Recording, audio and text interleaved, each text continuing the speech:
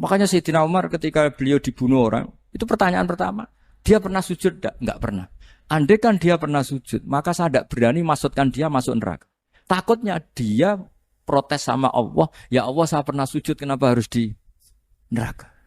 Atau Umar ditanya Allah gini, Umar, kowe ridho wong sing tau nyembah aku kemudian dia di neraka.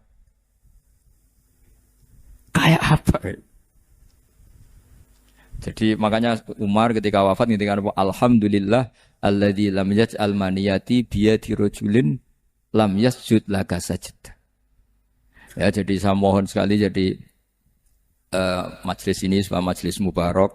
Caranya tauhidnya dibenarin. Apa tauhidnya dibenarin. Jadi Allah itu adhaka wa abka. Allah itu al-hadi. Allah itu ar-razzaq. Sehingga Menteri Ekonomi mbok salah rumusil lah wong tetep mangan. Mergo Allah itu ar-razzaq. Mbok negara dikelola keliru lah wong tetep mangan. Wong Allah itu ar-razzaq. Kiai ora ndo akeh sing di masalah. Tapi ya tetep agama ini jalan. Lho andai kan syaratnya agama ini kiai ini bener. Wah ya repot. Kowe iso bayangno masakom bener terus. Tapi agama ini berkali-kali coba di TV itu banyak nyun sewu ada ustadz, ada kasus apa, ada kiai, kadang ada masalah hukum. Agama ini jatuh enggak masalah. Padahal di TV itu sudah dinasionalkan kan, ada kiai terlibat kasus hukum atau ustadz tertangkap karena melakukan apa itu. Tapi enggak ngefek, karena agama ini bisifdillah wa biriayatillah. Sama. Negara mana-mana kadang manajemen ekonominya enggak jelas, tapi masyarakat ya makan karena Allah Razzaq. Sama, aku kancanan masakom mengeluh, tapi Allah adhaka, akhirnya iso guyu. Padahal orang untungnya blas kancanan dede. Tapi karena Allah itu adhaka. Nah kita dengan istri yang kita cintai, dengan keluarga, kadang yang nangis. Karena Allah itu zat yang bisa memberi abka. Wa annahu wa adhaka wa abka. Terus wa annahu wa amata wa ahya. Kita tidak ingin mati. Wa ya mati saja, karena kita objek.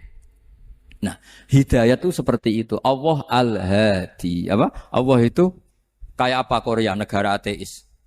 Enggak kebayang di sana ada ngaji Aqidatul Awam Mabadi' Fikih. Sekarang banyak. Saya tuh kalau beli Aqidatul Awam kerdusan tak kirimkan ke Korea. Sebelum saya ke Korea, karena sebagian santri saya di Jogja. Di sana ada ngaji Aqidatul Awam, ngaji Takrib. Bahkan saya di sana dilagokno sakduna fid dunya. Kayak apa Allah kalau ingin bikin hidayah? Karena Allah itu al-hadi. Wong Indonesia digerakno seneng duit.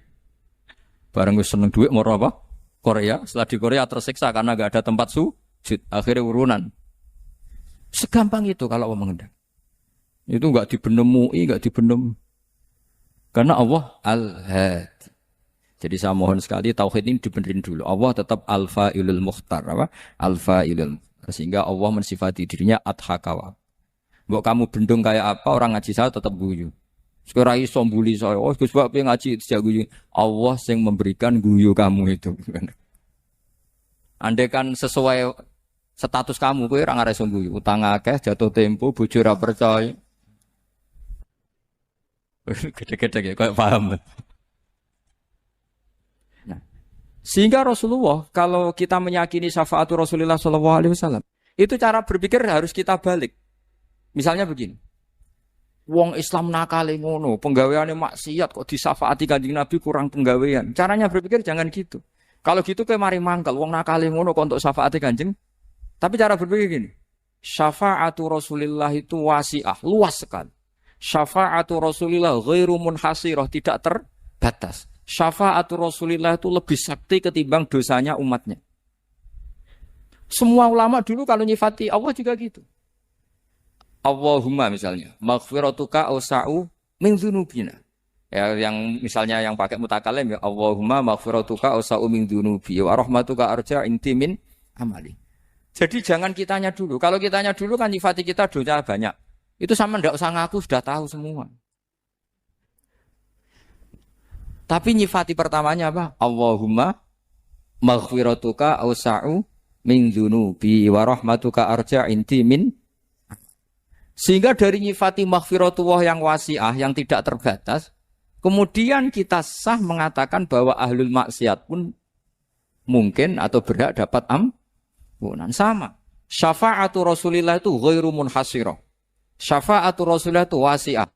Sehingga sahlah riwayat syafa'ati li ahlil kabair min ummah. Itu bukan menyangkut melegalkan kabirah. Bukan menyangkut mengesahkan orang Islam dosa besar. Karena nanti dapat syafaatnya Rasul. Cara berpikir jangan gitu. Nanti kamu mentasjek memberanikan orang melakukan maksiat berdasar iktimat syafaati Rasulin. Itu jangan gitu cara berpikir dibalik apa? Syafa'atu Rasulullah awsa'u wa awsa'u. Sangat lu. Sehingga saking luasnya sampai yang tukang maksiat saja kebagian. Sama rahmatnya Allah Ta'ala itu wasi'ah. Rizkinya Allah ya wasi. Sampai wong nganggur ya iso mangan ngono. Lah begitu juga rahmatnya Allah Ta'ala itu wasi'ah. Sampai wong sing sumpek utange akeh ya iso guyu ngono.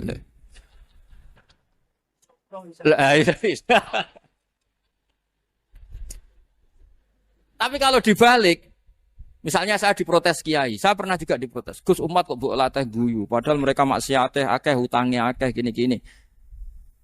Karena kamu menyifati orangnya. Kalau menyifati orangnya sampean guyu haram. Utang jatuh tempo, sampean gak mikir dosa ndak? Dosa.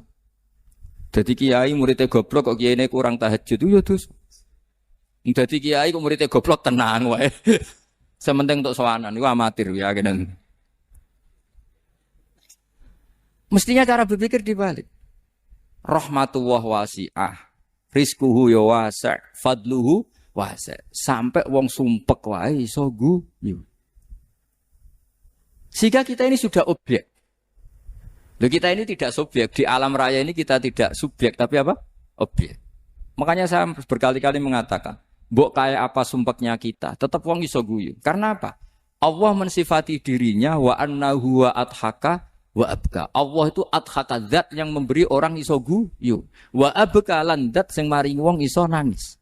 Karena sifatnya Allah Ta'ala pasti nafidah. Sifatnya Allah Ta'ala pasti terjadi. Dan kita objek. Makanya wong sumpek utange akeh, bojo ora percaya, tangga ora percaya. Oh nak guyu banter-banter. Karena Allah ku adhakadat sing maringi guyu.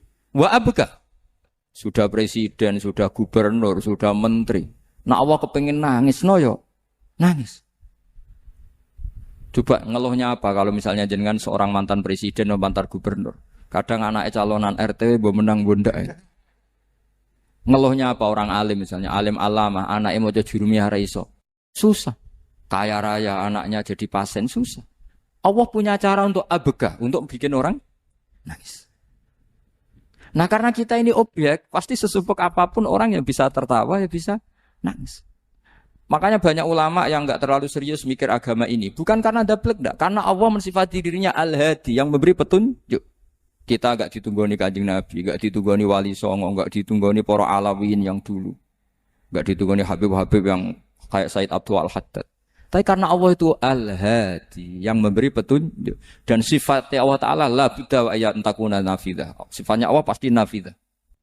Amerika kayak apa liberalnya. Sekarang trennya juga banyak yang masuk Islam. Kampung-kampung pedalaman enggak ada kiainya, cukup mudin. Kadang membawa agama itu orang yang ke situ mau nyari kayu. Orang di pedalaman Kalimantan, Sulawesi itu pertama itu nyari kayu. Tapi bawaan hidayat, lama-lama bikin masjid. Saya pernah di Korea, ke sana orang nyari uang. Niatnya juga nyari uang. Tapi akhirnya tersiksa kalau enggak bikin masjid. Karena apa? Karena Allah itu Al-Hadi, zat yang memberi petunjuk. Maka kamu tidak usah khawatir. Agama ini pasti jalan ila yaumil qiyamah. Karena Allah Al-Hadi. Sama. Mbok kamu umat mbok weden-wedeni kowe ku amalan ora mesti ditampa. Nek ora ditampa mlebu neraka. Ngono mulai ngaji ya tenang ae. Tenang, santai. Bahkan kadang bilang gini, Pak Yai tadi gak bener. Masa ngecap orang mlebu neraka? Kita yang masyarakatnya gak tahu pintunya. Kayaknya tahu pintunya. Karena orang itu punya cara. Lho ya betul. Orang Bedui itu kalau ngaji sama Nabi itu lebih unik timbang yang soleh, timbang yang pinter. Sehingga banyak ilmu itu ditemukan dari orang Bedui. Karena cara berpikir itu aneh. Kalau orang soleh, orang waras kan berpikirnya ada aneh, standar. Jadi orang Bedui itu aneh. Pernah suatu saat Rasulullah itu khutbah, cerita kiamat. Wah dahsyatnya kiamat kayak apa. Semua orang diam nangis semua. Orang Bedui enggak, lebih cerdas. Ini Nabi itu aneh, cerita kiamat kok ada tanggalnya ini gimana. Orang nangis semua karena dahsyatnya kiamat kayak gitu. Bumi dihancurkan, wus. Pantas sudah nangis dewe-dewe. Ya ono sing nangis pabrik banyune macam-macam ya. Ini kalau kiamat gimana? Ini perjalanan air kemasan saya kan orang mikir. Mikir dewe-dewe gitu. Tapi ini enggak. Orang Bedui cara berpikir tuh enggak. Malah, ya Rasulullah, mata sa'ah. Engkau itu cerita kiamat tapi enggak jelas tanggalnya. Kalau cerita kiamat ya harus jelas dong kapannya. Jadi unik. Jadi cara berpikir, sahabat kaget semua loh. Kaget. Karena enggak kepikiran. Nabi A'radu anhu, A'radu itu mengabaikan. Banyak sahabat yang menganalisis. Lam yasma kan. Nabi memang enggak dengar sehingga mengabaikan. Ada yang analisis lagi sami'a wa kariha. Sebenarnya Nabi dengar cuma enggak berkenan karena tengah-tengahnya khutbah kok tanya. Tapi si Arabi ini cerdas. Masuk akal kan? Misalnya mau pilihan presiden, orang mesti tanya kapan kan gitu. Ya kan? Mau ganti presiden atau ganti bupati, takarannya orang kan kapan? Kayak Mas Akom jadi wali ndak? Pertanyaannya kan kapan? Kalau jatuhnya kan sudah ya. Sehingga tanya, mata sa'ah ya Rasulullah. Lama-lama Nabi diangen-angen. Bener juga orang ini. Saya cerita kiamat kok gak jelas kapannya. Ini Nabi menjawab. Tapi karena Nabi orang-orang yang sangat pinter, tanya balik. Ma'atat talah. Lalu kalau kamu berani tanya kiamat kapan, saya tanya balik. Ya persiapan kamu apa? Jawabnya santai aja. Fawwah ma'atatullah kabira sholatin wala siyamin walakinni uhibbuka ya Rasulullah. Saya enggak menyediakan apa-apa, salat saya biasa aja, maksudnya standar. Ya kira-kira 5 waktu pas. Ya jenis saya lah kira-kira. Wala kabira siyamin, dan saya puasa ya standar saja pas. Walakinni uhibbuka ya Rasulullah. Tetapi saya mencintai engkau ya Rasulullah. Jawabannya Nabi apa? Almar'u ma'aman ahabba. Sebagian riwayat anta ma'aman ahbabta. Jadi hadis itu populer tuh barokahnya wong desa. Andai kan dia punya etika, maka sowan dulu tanya 4 mata. Itu jadi hadis ahadi. Tapi barokahnya dia selonong di depan umum. Zaman Nabi khutbah itu jadi hadis mutawatir. Jadi kadang barang baik itu barokahnya orang yang enggak baik. Maksudnya su'ul adab. Tanya gitu kan su'ul. Tapi itu barokah. Akhirnya hadis itu mutawatir. Karena didengar ribuan sahabat yang mendengarkan khutbahnya Rasulullah. Tapi kalau hadis itu satu-satu kan. Khossoni bidzalika Rasulullah. Khossoni bidzalika Rasulullah. Itu nanti jadi hadis ahadi. Yang kualitasnya jauh di bawah hadis mutawatir. Jadi barokahnya orang su'ul adab itu ya ada. Karena Allah yang mendesain ini. Akhirnya kata sahabat, kata Anas bin Malik, mereka itu mangkelnya bukan main sama Arabi tadi. Karena tanya enggak sopan sama Rasulullah. Tapi setelah Nabi jawab, almar'u ma'aman habba, fama farihu bisyai'in farohahum bidzalika badal. Mereka enggak pernah senang dengan hadisnya Nabi, sesenang riwayat almar'u ma'aman ahabba. Barokahnya Arabi, Bedui. Makanya saya sebagai kiai ini, Bedui saya tak pertahankan ila yaumil qiyamah. Karena umat ini pernah terbarokai oleh orang apa? Bedui. Barokai suladab tadi. Jadi mohon ini supaya majelis ini kan majlisul itorti Rasulullah, coba terlatihlah mengatakan Allah itu subjek, Allah itu al-fa'ilul mukhtar, Allah itu al-fa'ilul mukhtar, Allah itu yang menentukan alam ini. Dan Allah mensifati dirinya wa annahu wa adhaka wa abka. Allah itu zat yang memberi orang itu bisa tertawa. Dan Allah juga yang memberikan orang itu bisa menangis. Mbok kayak apa kamu neror umat? Wah, amal enggak mesti diterima gini-gini. Ternyata ning majelis nangis sih. Mulai guyu. Padahal guyu-guyune ngenyek tenane. Daripada apa ya agak-agak merodok orang yang dohirnya beda dengan batinnya. Enggak perlu distatuskan seperti itu. Ya sudah biasa saja. Jadi nah, fi muqaddimihim, imam besar dalam manhaj ini namanya Abul Hasan apa? Asyadili. Abul Hasan Asyadili itu kalau ada orang tanya gini, Beb saya ini susah, sholat saya tidak mesti diterima Allah gini-gini, marah. Enggak usah. Kafa bika jazaan an radiyaka laka ahlan. Sudah kamu ditakdir pernah sujud itu sudah keren. Saya itu andaikan dapat kabar dari malaikat, bahak sholat kamu tidak diterima, saya tidak susah. Bukan karena sombong. Pernah ditakdir sholat sujud ning Allah itu keren. Kayak apa malunya kita ketemu Allah kemudian kita di bumi tidak pernah sujud. Makanya itu Abul Hasan Asyadili kowe ora usah mikir salatem ditampa taro ora usah mbok mikir. Kowe ditakdir tau sujud itu hebat. Kafa bika jazaan an radiyaka laka ahla. Cukup kamu mendapat balasan dari Allah, kamu pernah ditakdir sujud. Gak perlu ngaji alim alamas, gowo sawi ngalor kidul jalalain keren. Paling gak malaikat pernah melihat kamu, wah gowo tak kitab kuwedi. Gak penting paham gak penting. Karena isra bakat paham teman. Jadi Abdul Hasan Asyadzili adalah orang yang dan itu Al-Hasani ya, dan itu Al-Hasani. Makanya macam-macam kita yang Al-Husaini sudah kita punya Faqih Muqaddam, punya banyak. Di Al-Hasani yang paling populer di antaranya adalah Abdul Hasan Asyadzili. Beliau tuh kalau ngendikan sesuatu itu positif terus. Termasuk itu ketika ada orang resah salat saya diterima ndak, kata beliau, "Wes kowe sing support nak, ditetir tahu." Sujud. Saya itu sebetulnya kadang-kadang yang miris, "Wes salatku tompo ta ora," tapi saya sangat sadili. Sangat-sangat sadili. Saya enggak pernah berdoa, "Ya Allah, ibadah kami jenengan terima ndak?" Karena takut kalau doa gitu keterusan itu terus ditompo ora ya. Akhirnya keterusan gitu. Akhirnya ngenes. Masa orang pernah sujud ngenes? Lama-lama gini setan masuk.